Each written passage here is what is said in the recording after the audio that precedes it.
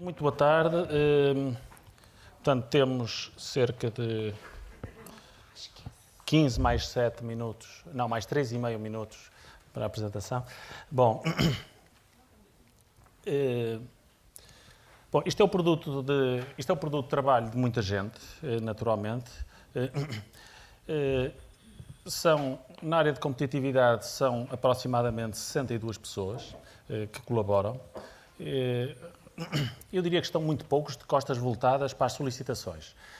Portanto, eles estão todos de costas voltadas, não são eles, mas estão poucos de costas voltadas, mas nenhuns para as causas. Isso está toda a gente muito envolvida e, portanto, temos realmente um grupo relativamente grande de contribuintes que estão coordenados por 5 ou 6 relatores que andam por aí, também eles, andam por aí e que são, vá lá, os últimos responsáveis pelas propostas dentro de cada uma das áreas. Isto para dizer que o meu papel aqui é um bocadinho o papagaio velho da anedota, não é? Eu só conto, pá. De resto, a responsabilidade está muito nos ombros desta gente toda. Bom, e começamos com duas cores críticas. A primeira, a bola vermelha, tem a ver com o aviso para aqueles mais sugestionáveis, com as medidas e as medições. Isto é, e os critérios que lhes estão subjacentes. Boa parte das medições que fazemos nestas áreas são subjetivas e, portanto, centram-se sobre temas relativos, não sobre temas absolutos e, consequentemente, são questionáveis. Eu mesmo tenho muitas dúvidas sobre algumas delas e algumas incongruências que iremos ver. De qualquer forma, temos que nos ir habituando a perspectivas um pouco menos cartesianas e, na realidade, nós não gerimos o que não medimos e não se pode dizer o contrário, não se pode dizer que nós consigamos gerir aquilo que medimos. Mas garantidamente, nós não gerimos aquilo que não medimos. E, portanto, é melhor começar pelas medições. O panorama é um bocadinho... Eu agora tenho dificuldade com a cor, que eu ia dizer rosa. E rosa é um tema, é uma cor esquisita neste contexto, que pode ter visões muito distintas. Mas o panorama é claramente mais cor-de-rosa do que aquilo que provavelmente a opinião pública estaria à espera, com todas as nuances que estão subjacentes ao rosa, atendendo ao que o Carlos Coelho falou na introdução. Bom, na realidade, pegamos num conjunto de índices de competitividade e fizemos uma análise onde é que nós estávamos situados. E identifiquei aqui alguns deles. O Doing Business, feito pelo Banco Mundial, no fundo, mede a capacidade dos países para acolherem o desenvolvimento de negócios. Se olharmos para isto, Portugal está situado no 25º lugar num universo de 190 países. O que quer dizer que estamos razoavelmente posicionados se pensarmos numa perspectiva global. Mas o mais curioso é que a última edição do índice aponta Portugal como um líder em 2 dos componentes, ou seja, 2 das componentes destas que aqui estão, ou melhor, das subcomponentes que aqui estão, e antevê-se que estão que estão nas zonas mais verdes, vamos chamar-lhe assim, somos apresentados como valores de referência. Isto é um índice que, além de classificar os países, classifica quem são, no fundo, qual é o benchmark que deve ser atingido, quem são os líderes nos processos. E Portugal é apontado como líder em 2 das componentes, ou das subcomponentes. Não deixa de ser curioso. Se passarmos para o outro estudo da OCDE, do Product Market Regulation, que, no fundo, estuda o ambiente competitivo dos mercados dos produtos, este estudo posiciona Portugal no 13ª posição, também num universo relativamente grande, mas praticamente em igualdade pontual com o 8º classificado. Era algo que a opinião pública com certeza não esperaria. E não deixa de ser curioso que é um dos países que mais melhorou em termos de ambiente competitivo dos mercados, em termos da amostra que estava subjacente ao estudo. Passando para uma terceira... Desculpe, eu saltei um. Certo. Um estudo também feito na AES aponta, recente, portanto 2014, se não estou em erro, aponta fundamentalmente para que a visão dos empresários nacionais sobre a competitividade das empresas portuguesas subiu dramaticamente nos últimos 2, 3 anos. Isto é, num estudo mais recente, 2014, 62% dos empresários considera que a competitividade das empresas nacionais cresceu e subiu em termos relativos nos mercados internacionais, sobretudo nos mercados internacionais.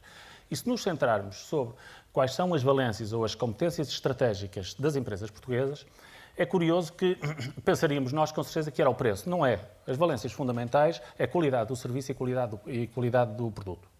E, portanto, se repararem neste ranking que aqui está, o preço é claramente o menos pontuado. E, portanto, o que nos coloca num segmento curioso, que acaba por ser, de alguma forma, corroborado no estudo, no índice mais conhecido ou mais divulgado em termos competitivos, que é o índice do Fórum Económico Mundial, e esse índice, melhor, esse trabalho, esse índice que tem décadas, coloca-nos no pelotão da frente dos países em termos de lógica de competitividade. Isto é, agrega os países em 5 classes e coloca Portugal na classe Innovation Driven, portanto, aqueles onde os fatores de competitividade já não são infraestruturas, já não são coisas básicas, são sobretudo temas ligados à inovação e, portanto, coloca-nos nesse pelotão da frente, se quisermos, de 37 países. Não quer dizer que estejamos dentro dos 37 mais competitivos, por acaso estamos, mas em termos de lógica estratégica, coloca-nos naquele bloco. Este estudo tem cerca de 12 pilares, ou subpilares, diria, de estudo de competitividade, e está a ser feito, ou está a ser desenvolvido há cerca de 30 anos. Este ano o ano passado, cobriu 144 países, ou seja, cobriu um universo muito alargado de países. Se olharmos à nossa classificação mais recente, obtivemos no último índice a melhor classificação de sempre no 36º lugar. Isto é, que compara com, ou seja, com os anos anteriores, em que evoluímos da 51ª para a 36ª. Quer dizer que fomos o segundo país que mais cresceu, ou melhor, no ranking, no último ano. E esta classificação é obtida sobretudo por macrofatores, e estes macrofatores, outro tema curioso, obtém-se uma classificação, e portanto o país está aqui, e se olharmos aos macrofatores de que depende este índice em termos de competitividade, o país é mais competitivo nos fatores mais ligados à inovação e é menos competitivo nos fatores ligados aos instrumentos básicos. O que também é algo que não deixa de ser interessante. Se olharmos ao índice como um todo, temos efetivamente várias classificações muito boas, e temos aqui cerca de 100 fatores, ou subfatores, se quiser, de terceiro nível, e temos, naturalmente, alguns que nos vão penalizando, designadamente os que estão assinalados a cor vermelha. De qualquer forma, colocam-nos na melhor classificação de sempre, no ano passado, em 31º lugar.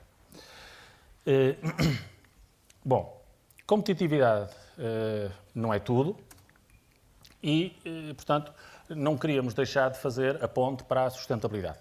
E, portanto, este índice em si tem uma variante e essa variante é criada a partir da inclusão de componentes de sustentabilidade. Portanto, o trabalho acaba por ser um trabalho misto entre a competitividade e a sustentabilidade. Portanto, a Cristina, apesar de estar ali, eu agora sim peço ajuda à Cristina para ir pontuando alguns dos aspectos relativamente à parte da sustentabilidade. Fundamentalmente, partimos de um princípio de desenvolvimento sustentável que, como que reinterpretamos com critérios de produtividade para uma lógica de competitividade. Portanto, isto mais produtividade leva-nos a processos de competitividade que depois aparece temperado, se assim se pode dizer, com lógicas de sustentabilidade social e lógicas de sustentabilidade ambiental.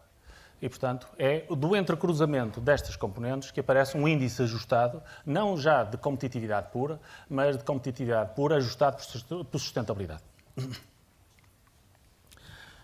E o processo de construção é relativamente simples, portanto, temos um índice global e depois temos os dois reforços de sustentabilidade que dão origem a dois subíndices, um de sustentabilidade social e um segundo de sustentabilidade ambiental, para depois se agregarem num índice ajustado global.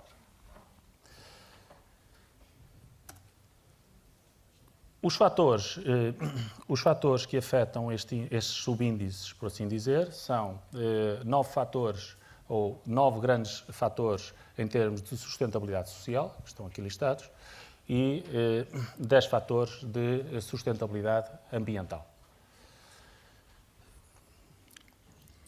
No fundo, o que reconhece é que a competitividade por si própria não pode levar a níveis sustentáveis de prosperidade e, portanto, há que matizar os critérios anteriores com critérios desta natureza. O que quer dizer que seria expectável, de resto, que no âmbito, se tivéssemos tido tempo de olhar para o índice de competitividade puro, seria expectável que nós subíssemos um bocadinho no índice agregado.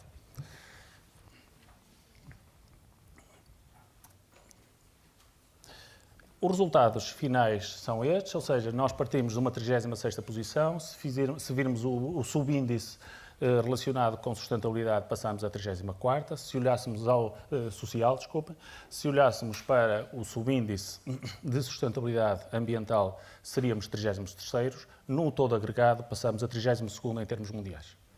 E, portanto, porque há um processo de substituição por países que são identificados como competitivos, mas que são muito penalizados sob o ponto de vista sustentável, como, por exemplo, a China e a Índia.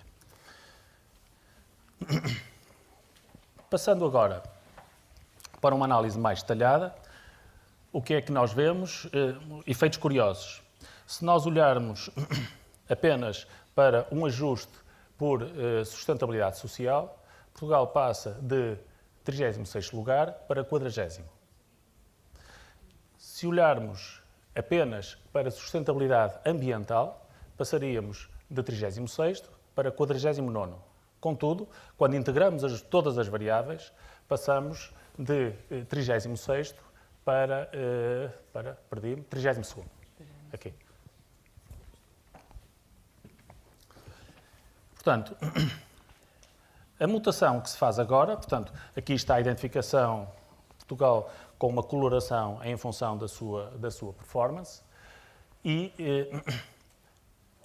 um exercício que fizemos foi questionar o índice de sustentabilidade ambiental e introduzir um novo índice para perceber, com mais histórico, porque isto é um trabalho relativamente recente do Fórum Económico Mundial, tem cerca de 3 anos, 4 anos, tem exatamente o mesmo tempo que tem a plataforma, curiosamente, e, portanto, fomos à procura de um outro índice que tivesse mais histórico e que pudesse, eventualmente, e, portanto, não fizemos uma análise tão detalhada assim, mas que pudesse, eventualmente, substituir o índice de sustentabilidade ambiental.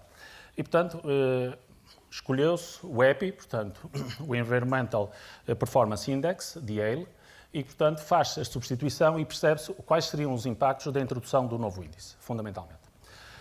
E, portanto, com a introdução do novo índice, Portugal evoluiria para qualquer coisa como o 27º lugar, uma vez que nós, segundo este índice, nós somos o 16º em termos mundiais. Esse índice é um índice que valoriza, sobretudo, duas componentes, os ecossistemas e a parte de saúde, e, portanto, impactos na saúde humana. Tem dois grandes componentes e, se olharmos ao detalhe, mais uma vez, Portugal aparece na última edição do índice, classificado em 17º lugar, em que tem uma ótima performance em algumas das macrocomponentes, aqui só estamos a falar de macrocomponentes, e tem uma performance menos boa em algumas delas, que tocam a minha área, de resto, que é florestas e agricultura. O Fernando Rego está aí. Onde é que está o Fernando? Está ali assim a pôr uma mão pouco levantada, está ali, portanto, que nos toca mais diretamente. Deixa só sublinhar aqui. O índice EPI está confinado exclusivamente à componente ambiental e valoriza, tal como o Paulo disse muito bem, dois grandes fatores. Portanto, não tem uma comparação direta com o índice que acabamos de também colher os dados que o Paulo aqui nos transmitiu, o GSI, ou o GCI, melhor dizendo, e este trata fundamentalmente portanto, a proteção da saúde humana e a proteção dos ecossistemas ambientais, para demarcar melhor a diferença entre os dois índices, igualmente importantes, mas têm, ao ser lidos, devem ter em atenção os pressupostos sobre o qual cada um é construído. A parte da saúde humana está com as cores quentes, os amarelos e os laranjas, a parte ambiental dos ecossistemas está com as cores mais frias, os azuis e os verdes. Bom, e a performance dentro dos subfatores é o que está aqui apresentado, isto é, são os fatores que estão por baixo daqueles que identificados anteriormente, eu acho que são 19 ou 20 subfatores, e portanto temos realmente alguns deles que estão menos bem classificados, outros que estão claramente bem classificados. De qualquer forma, a avaliação global coloca-nos em 16º lugar. Obviamente que isto é uma visão, os índices estão todos contestáveis, naturalmente, só que são, apesar de tudo, uma medição. E muitas vezes, mais do que o critério de medição, é a aceitabilidade e os impactos que esses mesmos índices têm na percepção das realidades. Segunda parte, nós dizíamos que não gerimos o que não conhecemos, o que não medimos. Eu também diria que nós não gerimos o que não antecipamos. Isto é, até agora olhamos para o passado. Mas mais importante que olhar para o passado é olhar para o futuro. E portanto, aí, numa lógica de pensamento coletivo, eu tinha aqui crowdthinking, mas pus pequenino no intervalo, porque senão ia ser atrocidade. Bom, nós definimos aqui um conjunto de quartis e eles proporam um exercício, que é dar... Epa, isto desaparece mesmo. Desculpa. Pronto. Nós temos um determinado posicionamento e vamos perceber o que é que aconteceria em termos de classificação global se nós evoluíssemos em alguns daqueles subfatores em que estamos menos bem classificados, onde é que nós ficaríamos, qual seria o impacto global. O exercício é esse. Portanto, é um exercício relativamente simples, muito sintético, muito impreciso, naturalmente. E se pensarmos nos 4 piores fatores que tínhamos identificado para a parte da competitividade pura, estamos a falar do ambiente macroeconómico, em que estávamos classificados no lugar 128, em termos mundiais. Não vou pôr a lista porque até nos custa. Eram 144, portanto, éramos o 128. Para a eficiência do mercado de trabalho, em que éramos o 83º. E para o desenvolvimento do mercado financeiro, este não devia dizer porque tem conflitos de interesses, portanto, este apaguem. E sofisticação dos negócios. Isto é a nossa classificação, 128, 83, 102 e número 51. 51 porque tem um grande desequilíbrio naquele subfator que está relacionado com a inovação. Se nós admitíssemos, e agora é mesmo crowdthinking, onde é que posicionaria, onde é que no futuro, isto é, a 5 anos, eu acho que o Francisco já não está aqui, portanto podem-se dizer algumas imprecisões, onde é que a 5 anos seria admissível estar em termos macroeconómicos, certamente não seríamos o número 128 do ranking mundial, mas provavelmente aspiraríamos a estar no percentil 25, no percentil 50 de alguém que não está acima, eventualmente. E, portanto, vamos admitir que nós ficaríamos no percentil 25 dos que nos estão acima. Isto é, passaríamos a ter esta classificação, ou seja, subiríamos 2 lugares. Isto não se vê. Sou eu que estou a ver isto, pá. Isto é espetacular. É verdade. E estava toda a gente a olhar para mim. Eu queria mostrar isto, pá. E era mesmo... Opa. Eu queria fazer uma simulação em Excel, pá, todo contente. Peço desculpa. Bom. Voltamos. Eu não vou dizer tudo outra vez. Descansem, ok? Apesar da concessão do Carlos. Bom, isto é, se nós, no ambiente macroeconómico, nós passássemos para o percentil 25 do que nos está acima, ou seja, não era uma grande subida, nós éramos 36º, ganhámos 2 lugares em termos globais. Se fizéssemos o mesmo exercício para a eficiência do mercado de trabalho, ganhávamos nenhum lugar. Para o mercado financeiro, ninguém viu. 4 lugares. E se fôssemos... não dá. O Excel não é perfeito. Quer dizer, quem fez o Excel é que não é perfeito. O Excel é perfeito. Bom, obrigou-me a meter o percentil 25. E, portanto, ou seja, evoluiríamos 5 lugares com uma mudança relativamente pequena naqueles fatores onde estamos menos bem classificados. Ou seja, mais importante do que saber onde nós estamos, sim, mais importante do que saber onde estamos, é aquilo onde nós aspiramos a estar e achamos que conseguimos estar. Essa é a mensagem. Se olharmos para o ambiental, em que estávamos em 16º lugar, e vê-se, estão aqui os vários subfatores e, por simplificação, vamos utilizar o percentil 25 de todos os países de uma forma geral. Portanto, é uma evolução bastante modesta. ou razoavelmente modesta. E o percentil 50 é este aqui. Se evoluirmos, isto até era pressuposto, isto altera. Bom.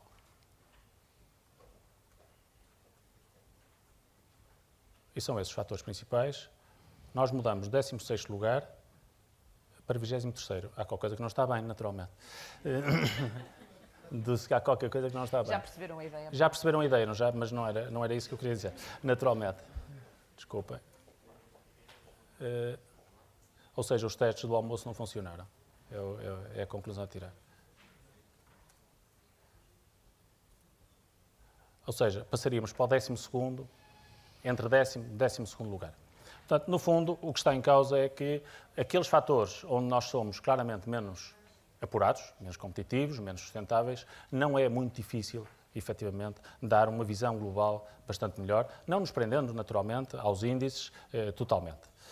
Bom, posto isto, põe-se agora sim uma questão de tempo, julgo eu.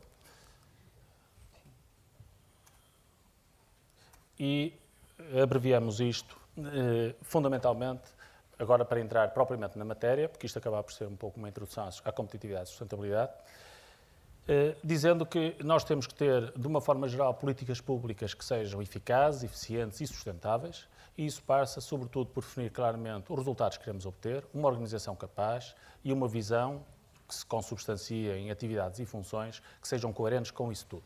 Esse será, naturalmente, um objetivo que seria facilmente enunciado. Olhando isto, nós, em termos de competitividade, interessa-nos, sobretudo, ou advogamos, que nos concentremos sobre as competências distintivas que tem o país. E, do nosso ponto de vista, identificamos, sobretudo, 6. Uma, capital humano. Outra, idioma e cultura. Terceiro, estabilidade social. Quarto, infraestruturas. Quinto, geografia e localização, a tal centralidade de que falava o Carlos. E sexto, recursos naturais potenciais. E aqui os potenciais têm a ver com a capacidade de os potenciar, ou de os utilizar de forma adequada. Passando para o Estado, o Estado tem uma função, do nosso ponto de vista, de ter um posicionamento estratégico que potencie a iniciativa privada também, sem ser um subsidiador, que garanta uma democratização no sentido de aumentar a contestabilidade de uma forma geral das políticas públicas e, consequentemente, aumentar a participação dos cidadãos nas decisões, diminuir os custos de contexto, fazer uma adequada gestão da informação e apoiar e investir na parte de investigação e desenvolvimento aplicada. Passando às medidas, elenco aqui apenas 10 das medidas que estão propostas e que estão no relatório.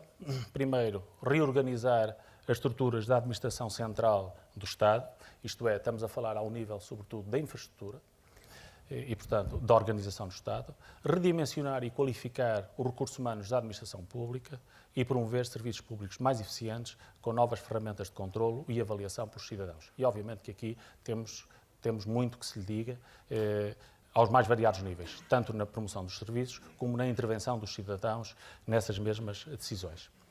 Ao nível das finanças públicas, diria flexibilizar o governo das finanças públicas, isto está detalhado no relatório, e adotar critérios de aprovação de investimento público distintos daquilo que tem sido utilizado tradicionalmente, sobretudo numa lógica de valor face ao investimento que lhe está subjacente.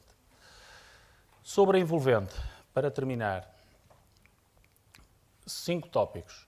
Uma, apoiar a internacionalização da economia e das empresas portuguesas. E, portanto, esta é uma medida claramente transversal, portanto, não é específica. Incentivar o investimento em setores onde Portugal detém competências específicas, isto é, onde é mais reprodutível o investimento. Aposta no turismo mais focada, e esta acaba por ser uma decorrência da primeira, ou da anterior. Integrar valor na gestão agroflorestal, ficou mais ou menos evidente que acabava por ser uma das peças que nós temos em termos de percepção externa, e fomento de novos negócios, ou novos fenómenos, diria, como ao nível fiscal e outros, como por exemplo a economia partilhada, de que se falou alguma coisa de manhã e de que eu tive uma má experiência hoje. Posto isto, julgo que não cumpri o horário, nem com os 3 minutos e meio, e passo então à Cristina. Muito obrigado.